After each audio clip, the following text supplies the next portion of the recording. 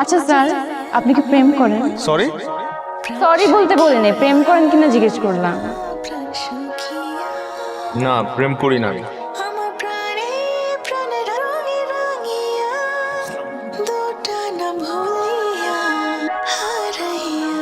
কার কাছে যাবেন?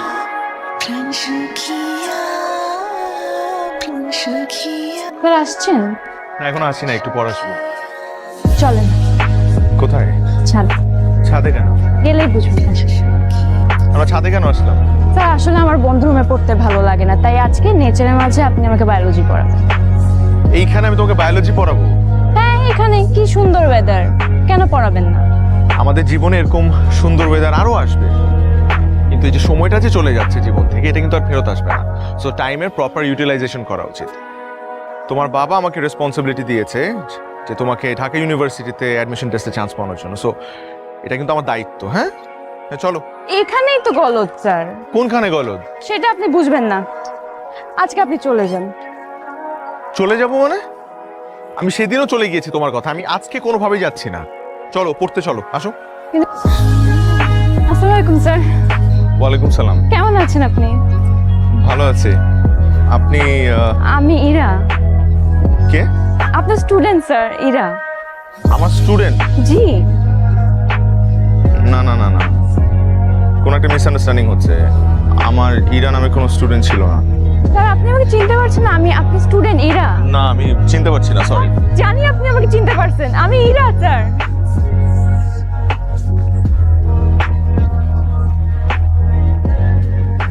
আমার তো একটা রোগ আছে। কি রোগ আছে তোমার? আসলে আমার যখন তখন মুড সুইং হয়।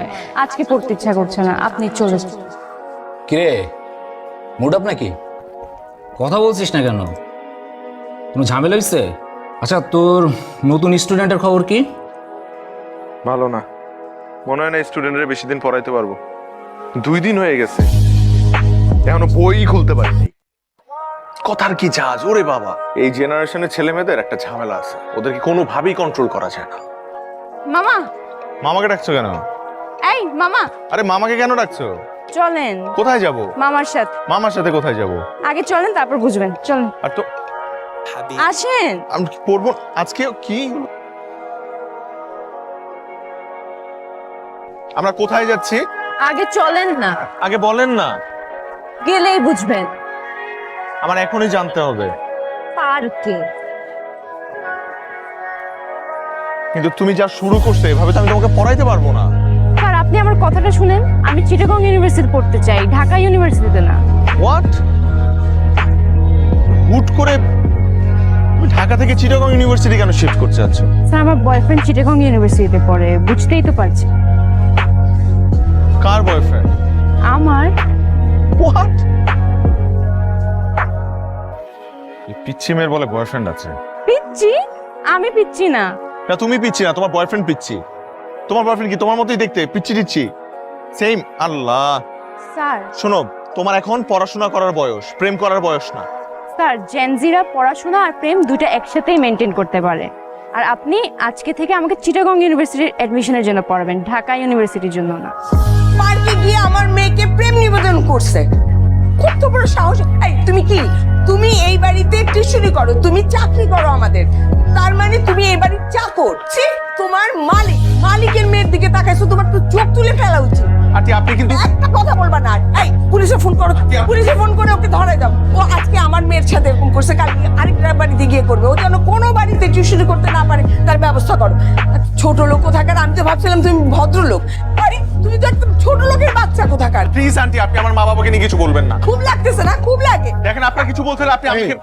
এই, তোমার কি ধান্দা ছিল যে এই ফ্যামিলিতে ঢুকে নিজের স্ট্যাটাসটাকে একটু আপ করবা? ছি ছি ছি ছি ছি। ছি ছি, যাও বেরো।